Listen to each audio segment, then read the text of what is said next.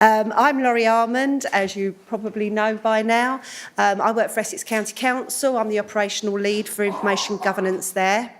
We've been on the journey for GDPR just over 2 years now, and I'm glad that we have been, because we're still not there. So if we were only starting this year, I think we'd be in trouble.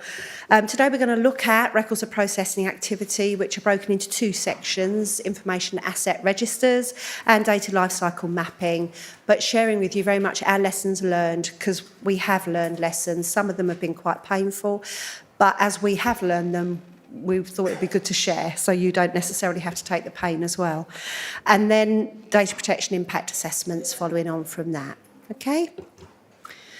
So at Essex, we have around 10,000 staff. We work from 123 different buildings, delivering hundreds of different services, as in common with most of you, I imagine. But any kind of change for us is quite difficult, because we are very, very large. So when we did our first run, just over 18 months ago now, we collected 3,310 information assets, 3,750 flows, with 370 information asset owners and managers. Of course, we have far, far more now, because we're in our 3rd iteration of it now.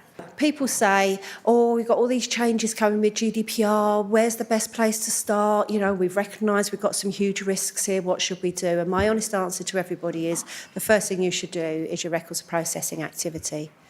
Because until you've done that, you don't know what data you've got, and you won't know exactly what you're doing with it. Believe me, I got quite a few nasty surprises when we did our first round. Things I didn't for a minute imagine we did as a local authority, but we did. So ROPA is definitely your first port of call. So in order to get a working ROPA in there is an easy way and a hard way, and there are other ways in between, I'm sure. The way we chose to do it was by fully implementing an information asset register. We had one already because we have to do the IG toolkit, but it was looking at critical assets and focusing on the high risk processing. We didn't have full coverage. Now, we've taken a decision, having done the first section where we collected the stuff that you can see on the left here, and they are what you really do need to have within your information asset register. But we recognised after the first round that actually the intel we were getting back was so valuable. We started to rethink our approach. And for that reason, I've given you a column on the right, which is the additional data that we collect now, because what we've done is built our bespoke database that can capture all of the IG issues within one database. So yes, it is our ROPA, but we process security incidences through it, the retention schedules on it, it links through to our contract management, privacy impact assessments. Everything is linked now, so we have one quick version of the truth. Given our size, it was the only way that we could make this manageable. So the stuff on the left, I'm sure you're familiar with, the standard asset items in information assets. On the right, though, we want a little bit more information, so we want to know, because we're so big, the business area, the team name, service name, alternative asset names. What we found in the first round was we thought we knew what we called all our systems until we talked to the people that use them and found they call it something completely different. So we found that alternative name feel quite useful. It does help to pull that together. Obviously, you want your asset owner and manager. An asset owner is all you need to really have if you're doing just a straightforward asset register. We like the manager because we know they're the person that's going to have the granular detail. We want to know where the location of the asset is, particularly for hosted solutions. Third-party access, we want to know if third parties have access to our assets. Risk rating, what the business continuity arrangements are, and that links through to Shadow Planner, our business continuity tool. Hosting arrangements and that hosting location, which are all important as we fail to get an adequacy decision from the EU. Anyway, when you've done all of that and you've pulled it all together, you will be able to see what data you've got. Okay, and that is your starting point. What data have you got? Once you've got that, of course, you need to know what you're doing with it or what the business are doing with it, which is a much scarier thing. So once you've got your assets, you need to start pulling them together with some data flow mapping. And we define movement of a flow as being in, out, or static. And people say, well, how can a flow be static? But a static flow for us is something we've created for ourselves that never, ever leaves our organisation. Yeah, and you will have data like that. Not as much as you have data that comes in and data that you share, but there will be some data flows which stay where they are. So again, you have the standard stuff on the left. This is stuff that you absolutely need to have if you're going to comply with Article 30. So, you know, obviously you want a unique ID flow. You want to give the flow a name. You want to link it to an asset ID. You want to state, is it inbound, outbound, or both? What's the classification? Is it official or official sensitive? Is it internal or external, or both? Because it can be. Then your Article 6 and 9 conditions for processing, volume, so is this ad hoc or bulk sharing that you're going to do with this particular asset? What's the frequency? Is it daily, monthly, weekly, quarterly, annually, or is it as and when? Recipients, what are the categories of recipients that are going to be using or receiving this particular asset? What's your transfer method? And make sure you list them all out as options, from email, the dreaded fax, which I always keep hoping is just going to go away. It might be text, God forbid. But there are lots of ways that we do share data and we need to capture those. Controls. So what controls have you got in place? Is there encryption on your chosen method of transfer? Have you got a contract in place? Have you got an information sharing protocol, or have you got a non-disclosure agreement in place? Lots of different things to do with PIAs. Is it on your privacy notice? All of those things you need to be stating. We then put security incident references there, and it is a recommendation from the ICO that you do, because you need to know which of your assets are involved, or which flows in particular are involved in incidences. If they're happening a lot, clearly you need to be reviewing that particular flow and putting some additional due diligence in place. Then you've got risk rating and you've got review status, because that's one of the critical things that you need to understand with ROPA. It lives, it breathes, it's not a once and done, and I might look at it once a year and review it.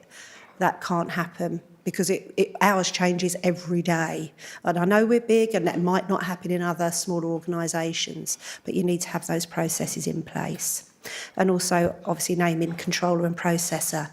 The additional stuff that we've gone for is hyperlinking to the relevant contracts, ISPs, etc., so that we can at a click see, yes, this is what's happening with that data, this is the detail behind the contract. We hyperlink to the relevant privacy notice. That is a big area of work for you to think about when you're doing this, though. Your privacy notices are quite key to the new legislation, making sure you're being very transparent, that you're explaining all of the rights and the circumstances in which they apply, that you're doing those service-specific privacy notices alongside your main one that focuses purely on each type of processing, and that needs to be linked through here. And this is something that ROPA again helps with when you're starting out. Hyperlinking through to your privacy impact assessments, if you're transferring it outside the EEA, to any adequacy decision, binding corporate rules, standard contract clauses, whatever you're using to satisfy that. DPA 18 schedule, which is the same thing, but that's around employment, crime data. You need to take that into account depending on the flow. Additional consent data, so if it is consent that we're relying on, we want to attach it to the consent form so that we are fully aware of exactly what this person's consented to in any given circumstance. And also PCI. If you know this is a service for which you may take payment or you may allow them to manage their own funds, then you need to take account of the PCI DSS as well. So, if you then add the details of your data protection officer and you as the controller, add in your purposes very clearly for each of those flows, and categorise your recipients, your data, etc. Lo and behold, you will have ROPA. Simple, yeah? not a problem at all. This is why we've been doing it for 2 years. Yeah, it is tough. We have a huge amount of lessons learned to share with you, but the hazard warning there is, as I mentioned earlier, this is a living thing. You're completely wasting your time if you do this work and then stick it on a shelf or in a computer file and don't look at it again for a year, because an inaccurate ROPA is of no value at all. It's worse in a way than not having one at all. Yeah. So if you're going to take the pain, and you have to, at least make it valuable, because there are a huge amount of benefits, not just compliance. Yeah. So our lessons learned, what did we learn on the road? Well, quite a lot over the last 2 years. Getting the asset register right is essential. If you start trying to map flows in conjunction whilst you're still compiling your asset register, it becomes a bit of a nightmare. So get that asset register right. Senior leader buy-in, as I said in the Q&A session earlier, that is absolutely essential. If your senior leadership team aren't supporting this, it's going to be tough. You're still going to have to do it, but it's going to be tough. You need to help them understand why it's necessary and get that buy-in. A clear understanding of definitions of assets and flows is critical, and this was a huge problem for us. We started off with, Mosaic is an asset. Well, it is an asset, but if that's all you're entering, that won't help you do ROPA at all, because within Mosaic, if you're using it for adult social care, children's social care, you'll have a myriad number of different retention periods and service delivery items, all of which need to be done individually. So you can't just go, well, I have a social care database and that is my asset. It's not that simple. You have to look at the processing, the purpose for processing within that asset.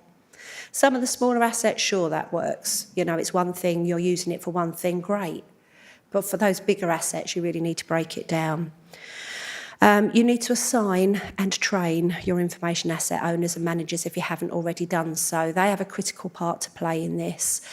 They'll work with you to create this, but then they have a huge part to play in notifying whoever's the holder of the finished article, as it were, of any updates, any changes. So you really need them on side, and you need them to understand why they're doing it and what their responsibilities are.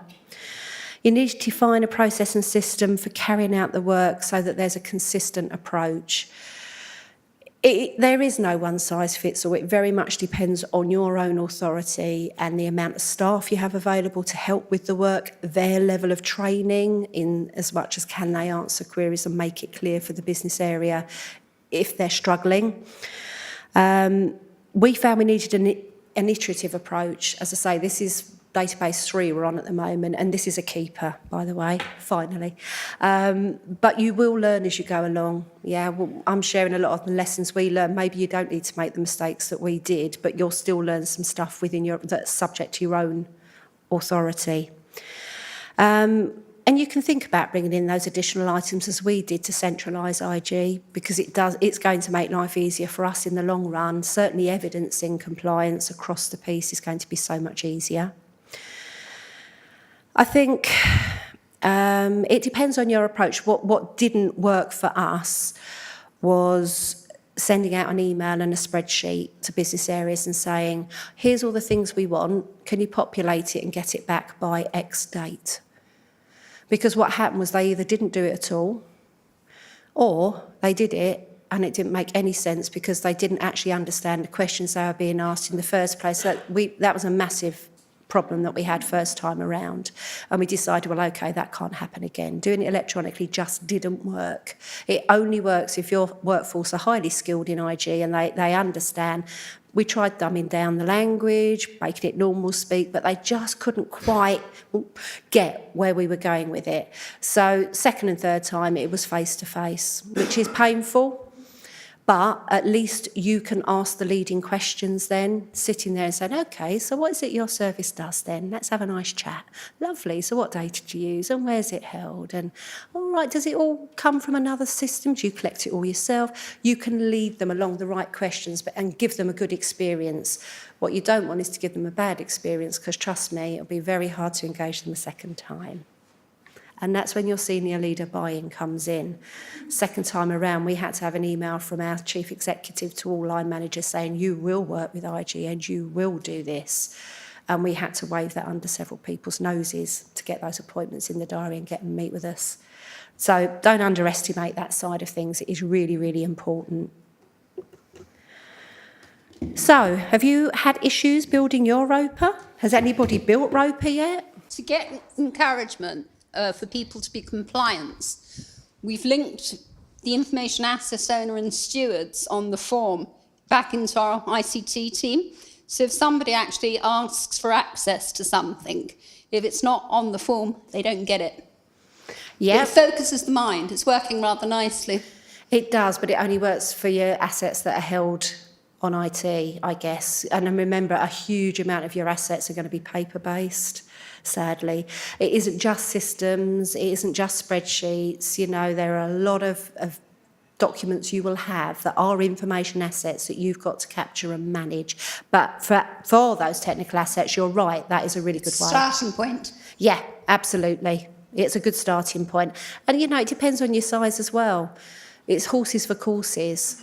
But do remember those paper-based assets, or if you're a school, you will have duplicated both across. You'll have SIMS or RM Integris or something, but you'll also have a nice paper pupil record over here, which is exactly the same. So, yeah, think about the paper side as much as anything. I just want to have an understanding how you update it. Who do you ask to update, and how do you manage the update? Because that's the next stage we're struggling with. Okay. So we built an access database SQL backend to hold all of this, and it comes with an e-form facility. So our asset managers and owners are trained that they review their asset and keep it on a continual monthly review, and that when anything changes, then they fill in the e-form. They don't have to understand how to capture what's changed. All the e-form does is alert the IG team that IG lead needs to go and talk to that team because something's changed. I am very lucky, and everyone always goes, oh my God, 10 IG officers. Oh my God. And I say, yeah, well, we've got 10,000 staff, and actually 6 of them are traders. They trade externally, so they're not all BAU.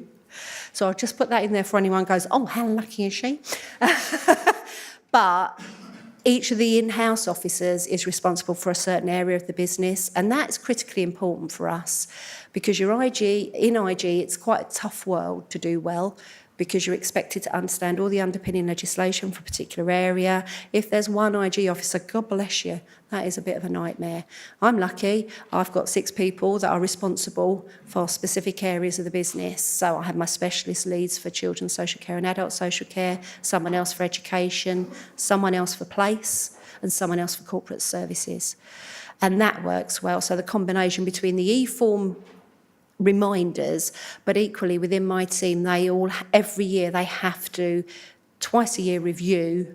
So it auto-populates a review, 6-month review. So when they've entered a flow on our database, they are assigned as the lead for purposes of ROPA. 6 months from that day, it will flag up in their work tray to say, you need to check this is all still okay.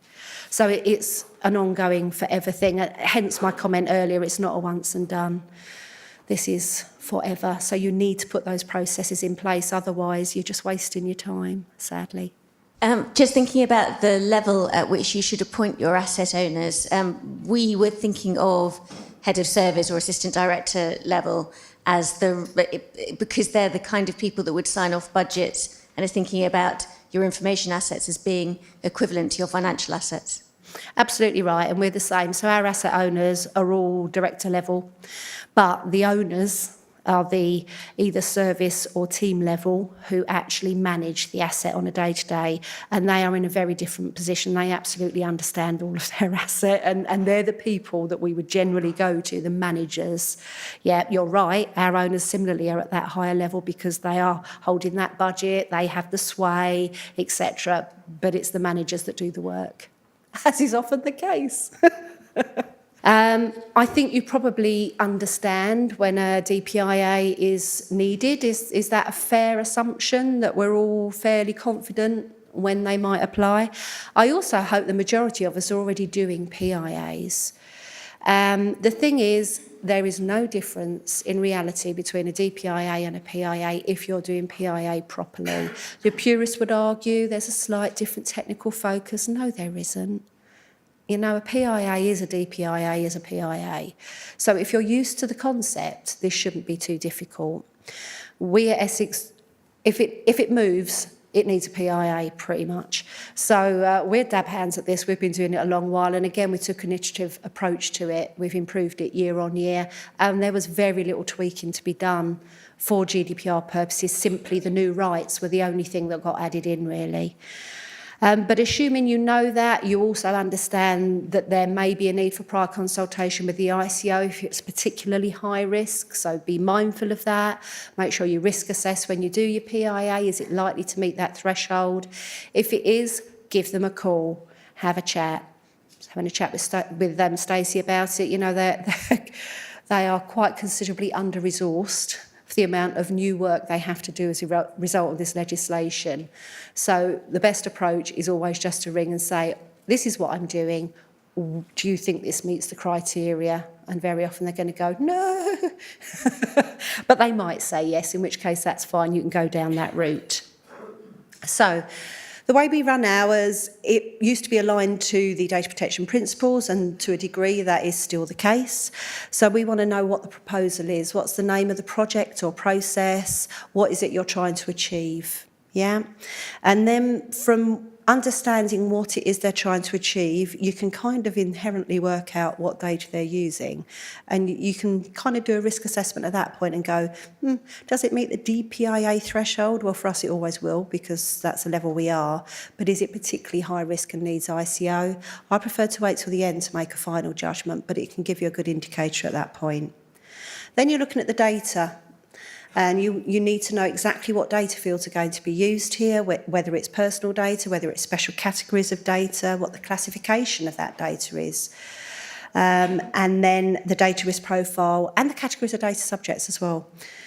Once you've got your data stuff down, you're moving on to the principles. Is it fair and lawful? You know, is it relevant, not excessive? Have you done retention? And literally you're ticking a box confirming, and then a simple sentence that says, and this is how we evidence that it can do, this new system can meet this principle because, yeah? So there's all of these sorts of things. I'm not going to go through every heading because we're going to run out of time, but all the standard stuff that we're used to doing anyway is still in there. But obviously when you're looking at the data subject rights, they are far wider. You also need to look at any transfers outside the EEA for obvious reasons. I'm sure after today's session it's becoming increasingly apparent to you that an adequacy decision for the UK is highly unlikely. Yeah, so we need a plan B, so we need to be thinking about that now. Then you've got the risk management section. This is when you're looking at your due diligence. What have you got in place to support whatever it is you're wanting to do? We then give a space for them to attach the relevant documents. So we like to see the project PID. We like to see low-level designs, if it's technical, high-level designs, even network maps, whatever it might be, specifications. Then reviews, because again, we always have 2 review periods set. Yeah, the one is the initial 6-month live, and the other is a recurring annual review. And I don't need to tell you, I'm sure, that doing a PIA once and saying job done, walk away, not a problem anymore, is a very dangerous place to be. If only they would just do what they told us they were going to do, but they don't. There is always purpose creep, there is always data usage creep, so you do need to be going back and checking regularly and making sure, yeah, we're still happy with the way things are, there's no higher risk to it, we can carry on, but you've got to be doing those reviews. And then finally, you've got your approvals, and that really is down to you as an organisation to decide what your approval routes are. But obviously, DPIAs do need to be approved by your DPO now. Our current, or it's not, we've adjusted already, but previously we would seek sign-off from CSIRO, yeah, for the high-risk processing. Bog standard day-to-day IG team, I would sign off, it's fine. But if there was a high risk to it, it would go to CSIRO. Now it goes to CSIRO and DPO. Because, you know, as we said earlier, the majority of stuff is technical as opposed to a paper-based solution. And the CSIRO still needs to know they still have that really important role to play in managing our information correctly, but they need to work alongside the DPO. They do have a different remit. So lessons learned for us, said earlier, difference between PIA and DPIA, none. People would argue, but I disagree. I just think they are the same thing. Keep language plain and clear. That's what I did love about GDPR. You know, it's all about don't use legalese, don't blind people with words, be clear, be plain, and that is absolutely essential. Ensure staff understand their responsibilities, so that's about that investment in training and awareness, because they will circumnavigate processes if you give them an inch. Common trap that we found, mainly public health, sorry if there's any public health here, is saying, oh no, we're not the data controller, we don't even see the data. It doesn't matter whether you see it or not. If you are deciding you're doing this and you're directing people to collect and use it, then you are the data controller. So yeah, again, it comes back to that staff understanding of what those terms mean. It's easier if an IG professional writes the PIA rather than staff. We used to do it the other way around. We used to get the business to fill out the PIA, send it to us, we would approve it.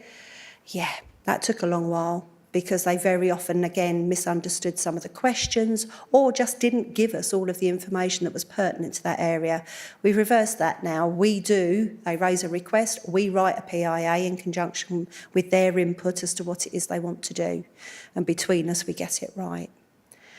Make sure that your DPIA is easily accessible to your staff, because we know there are always going to be people in a local authority that don't want to go through all the red tape. I understand that. It can be frustrating, but this is here for a reason.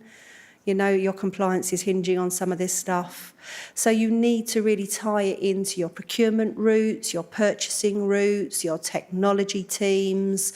All of those people will have demands placed on them to provide some new technology or process. So you need to make sure that that can't happen unless you've done the PIA.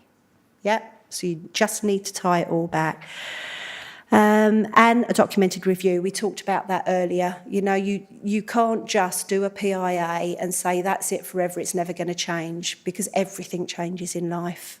And certainly in our experience, PIA or system usage certainly changes over time. So, any questions on PIA? Or DPIA, if that's what you'd like to call it. Okay, no, she's bored me to tears. I don't want to know now. I think this is one that we probably shouldn't be worrying too much about. I think most local authorities do privacy impact assessments now. I think it's something we are all familiar with. And that being the case, this change is not massive. Yeah, we just got to carry on with that best practice. I'm very mindful of time. So I know it's been said earlier today, GDPR is a positive thing. We're all bogged down, we're all tired, we've got a million things to do and there's a deadline and oh my God, but there is a lot of good. This isn't just about compliance. I'm guessing there's a lot of IG professionals in the room at the moment. This is our nirvana. This makes our jobs so much easier and it reduces the risks for your organisation and for you. Yeah? So try and look at it positively. Recently, the Centre of Excellence asked me to do a blog on their website, which I did at the end of the year. They'd done a poll to see how local authorities and other people felt GDPR would impact information sharing. And apparently they had something like 300 returns, but I was the only one that said this is a really positive thing for information sharing. So they were like, why do you even think that? Can you write a blog? So I said, yeah, that's fine. But it is, because this is raising, whatever you think about GDPR, it's raising information maturity. And when you raise information handling maturity, it reduces risk. It's a no-brainer. Especially in the world of information sharing, you having great processes and systems doesn't mean anything if the people you're sharing your data with are rubbish. Yeah? Everybody's got to do this. It should at least reduce the risk that all of us face at the moment. So, be positive. We can do this. Yes. I recently saw a software demonstration in which they were the IT people were saying that the great boom is that a certain amount of PIA filling out could be automated. I felt that was a bad thing because I think the advantage of a PIA is it makes somebody, if somebody's involved in a project, there's something they want to achieve, and it makes them think about data processing is important as all the other outcomes. But I don't know if people feel that that would be an advantage in less work for the... I absolutely agree with your view, though. I think, you know, a certain amount of assistive technology is great, but there is a danger of it becoming a tick box exercise that anyone can do. I'll just tick these boxes on this form and it'll all be all right, and you don't ever want to be there. This has to have some kind of human intervention where someone that understands the game says, actually, this looks quite a big risk to me. Let's have a chat about it. Because, you know, the point with PIAs, or the way they work for us, is we get the details, they tell us what they want to do, and they'll tell us very honestly, because our slogan is IG says yes. Yeah, because we are always going to say yes. We might say, but you're going to need to do it this way. But I can't think of the last 5 years where I ever said no, a flat no to something. And I think once you get into that kind of space, the business will talk to you. And it's as simple as them coming and saying, we want to do this, we need to do this. You know, it's so critically important. We understand that. You know, we deliver social good. We understand how difficult life can be. And we're not saying you can't do it. We're saying, yes, you can do it, but you're going to need to do X, Y, and Z. And we can help you with that. We can, you know, talk you through it. But if you go to a computerised tick box exercise, you lose that ability and you lose the value. That's my personal view, by the way, not necessarily the regulator's view, but that's how I feel. So I would wholeheartedly agree. My name's Andrew Irv, I'm from London Borough, Bexley.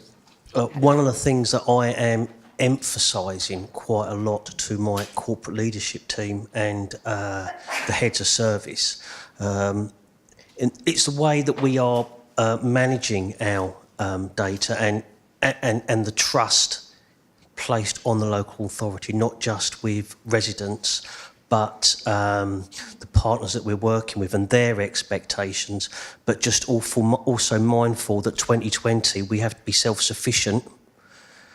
We're selling services. If we're mishandling data, people will be withdrawing from those SLAs, making our life a little bit more difficult. And that area is the bit that's beginning to sort of focus some of the minds, really.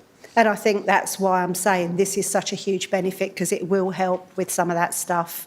You know, we're all going to be much better educated. I did have two questions, but I'll just pick the most important one. Difficulty I've been having with information asset owners is that they are reticent to cooperate because they feel like being assigned as owners confers some kind of liability on them for stuff when stuff goes wrong. And obviously nobody wants that. They want me to be responsible.